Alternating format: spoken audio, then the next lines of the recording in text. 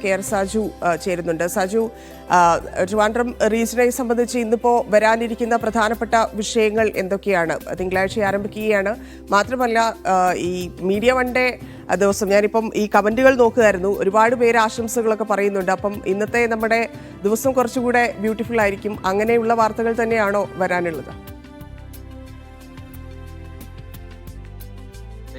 സ്വാഭാവികമായും ഇന്ന് നമ്മളെ സംബന്ധിച്ചിടത്തോളം നമ്മുടെ ഒരു സ്പെഷ്യൽ ദിനമാണ്. നമ്മുടെ 12ാം വാർഷികമാണ് ഇന്ന്.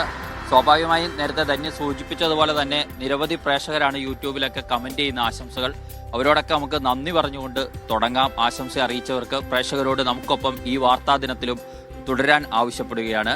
ഏതായാലും ഇന്ന് സംഭവബഹുലമായ വാർത്താ ദിനമാണ് വരാനിരിക്കുന്നത്. നിയമസഭാ സമ്മേളനം 2 ദിവസത്തെ ഇടവേളയ്ക്ക് ശേഷം പുനരാരംഭിക്കുകയാണ്. സ്വാഭാവികമായി ബജറ്റ് കഴിഞ്ഞതിന് ശേഷം വരുന്ന ദിവസങ്ങളാണ്. ബജറ്റിന്മേലുള്ള പൊതുചർച്ചയ്ക്ക് ഇന്ന് നിയമസഭയിൽ തുടക്കമാവും. പക്ഷേ നിയമസഭയിൽ ഇന്ന് അടിയന്തര പ്രമേയമായി വരുന്നത് കിഫ്ബിയിലെ ടോൾ അടക്കമുള്ള വിഷയങ്ങൾ ഉയർത്താനാണ് പ്രതിപക്ഷം തീരുമാനിച്ചിരിക്കുന്നത്. പ്രതിപക്ഷത്തു നിന്നും റോജി എം ജോൺ ആയിരിക്കും അടിയന്തര പ്രമേയത്തിനായി നോട്ടീസ് നൽകുക. അതുകൊണ്ട് തന്നെ സഭയെ സംബന്ധിച്ചിടത്തോളം ഇന്ന് വാർത്താ ദിനമായിരിക്കും. കാരണം മുമ്പെടുത്തിരുന്ന നിലപാടുകളിൽ നിന്നും ഇടതുപക്ഷ ജനാധിപത്യ മുന്നണിയുടെ സർക്കാർ പിന്നോട്ടു പോകുന്നു എന്ന ആക്ഷേപമായിരിക്കും പ്രധാനമായും ഇന്ന് സഭയ്ക്കുള്ളിൽ പ്രതിപക്ഷം ഉന്നയിക്കുക.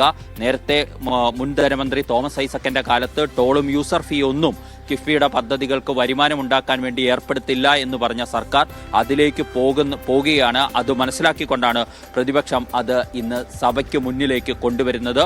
സ്വാഭാവികമായും ഇന്ന് സഭയിൽ ഇതിനൊപ്പം തന്നെ കിഫ്ബിയുമായി ബന്ധപ്പെട്ട ചോദ്യങ്ങൾ വരുന്നുണ്ട്. വിഴിഞ്ഞവുമായി ബന്ധപ്പെട്ട ചോദ്യങ്ങൾ ധനമന്ത്രിക്ക് മുന്നിലേക്ക് എത്തുന്നുണ്ട്. മണിയാറുമായി ബന്ധപ്പെട്ട കാര്യങ്ങൾ വരുന്നുണ്ട്. ഇതിനെല്ലാം അപ്പുറം ഇന്ന് പ്രത്യേക മന്ത്രിസഭാ യോഗം കൂടി ചേരുന്നുണ്ട്. ആ മന്ത്രിസഭാ യോഗം സ്വകാര്യ സർവകലാശാല ബില്ല് മന്ത്രിസഭ പാസാക്കാൻ വേണ്ടി ചേരുന്ന യോഗമാണ്. കഴിഞ്ഞ മന്ത്രിസഭാ യോഗത്തിൽ അത് പാസാക്കാൻ കഴിഞ്ഞിരുന്നില്ല. ഉന്നത വിദ്യാഭ്യാസ മന്ത്രി അടക്കമുള്ളവർക്ക് പങ്കെടുക്കാൻ കഴിയാത്തത് മൂലമായിരുന്നു. ഒപ്പം തന്നെ CPI ചില ആശങ്കകൾ ആ ബില്ലുമായി ബന്ധപ്പെട്ട് അറിയിച്ചിട്ടുണ്ട്. അതിൽ ഏറ്റവും പ്രധാനപ്പെട്ടത് CPI ചൂണ്ടിക്കാണിക്കുന്നത് ഒന്ന്, കാർഷിക സർവകലാശാലയുടെ പ്രസക്തി നഷ്ടമാകും എന്ന വിഷയമാണ്. സംവരണം അടക്കമുള്ള വിഷയങ്ങൾ വിശദമായി ചർച്ച ചെയ്യണമെന്ന് റവന്യൂ മന്ത്രി കെ രാജനും കഴിഞ്ഞ മന്ത്രിസഭാ യോഗത്തിൽ ആവശ്യപ്പെട്ടിരുന്നു. സ്വാഭാവികമായി ഈ വിഷയങ്ങളെല്ലാം സ്വകാര്യ സർവകലാശാലകളുമായി ബന്ധപ്പെട്ടതുണ്ടാകും. ബില്ലിൽ ഒന്നിലധികം ക്യാമ്പസുകൾക്കാണ് സ്വകാര്യ സർവകലാശാലകൾക്ക് അനുമതി നൽകുന്ന രീതിയിലുള്ള വ്യവസ്ഥകൾ ഉൾക്കൊള്ളിച്ചിട്ടുണ്ട്.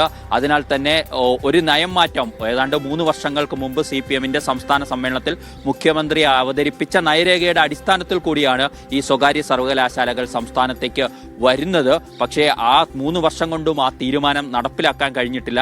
ഇന്നത്തെ മന്ത്രിസഭാ യോഗം ബില്ലിന് അംഗീകാരം നൽകുകയാണെങ്കിൽ ഈ നിയമസഭയുടെ സമ്മേളന കാലയളവിൽ തന്നെ അത് വരും. അങ്ങനെയാണെങ്കിൽ അത് പാസാക്കി എടുക്കുകയും ചെയ്യും. മറ്റൊരു പ്രധാനമായും ഇന്ന് കൊല്ലത്ത് കോർപ്പറേഷൻ കൗൺസിൽ യോഗമുണ്ട്. കോർപ്പറേഷൻ മേയറുടെ രാജി നേരത്തെ മുന്നണിയിലുള്ള ധാരണ പ്രകാരം നടക്കേണ്ടതായിരുന്നു. ഇന്നത്തെ കൗൺസിൽ യോഗത്തിന് ശേഷം ആ രാജി ഉണ്ടാകുമെന്നാണ് പ്രതീക്ഷിക്കപ്പെടുന്നത്. അതിനുശേഷം കൊല്ലം മേയർ മാധ്യമങ്ങളെ കാണുകയും ചെയ്യും. അവർ നേരത്തെ CPI രാജിവെക്കാത്തതിൽ പ്രതിഷേധിച്ചുകൊണ്ട് അവരുടെ സ്ഥാനങ്ങൾ രാജിവെക്കുന്ന അടക്കമുള്ള നടപടികളിലേക്ക് പോകുന്നതൊക്കെ നമ്മൾ കണ്ടതാണ്. സ്വാഭാവികമായും അതുമായി ബന്ധപ്പെട്ട ഒരു വാർത്താ ദിനമായിരിക്കും. ഓഫർ തട്ടിപ്പ് കേസിലും ചില നിർണായകമായ നീക്കങ്ങൾ ഇന്നുണ്ടാകുമെന്നാണ് പ്രതീക്ഷിക്കപ്പെടുന്നത്. ക്രൈംബ്രാഞ്ച് അന്വേഷണത്തിന്റെ കാര്യത്തിൽ ഒരു വ്യക്തത ഇന്നത്തെ ദിവസം ഉണ്ടാകും എന്നാണ് കണക്കുകൂട്ടുന്നത്. ധന്യ.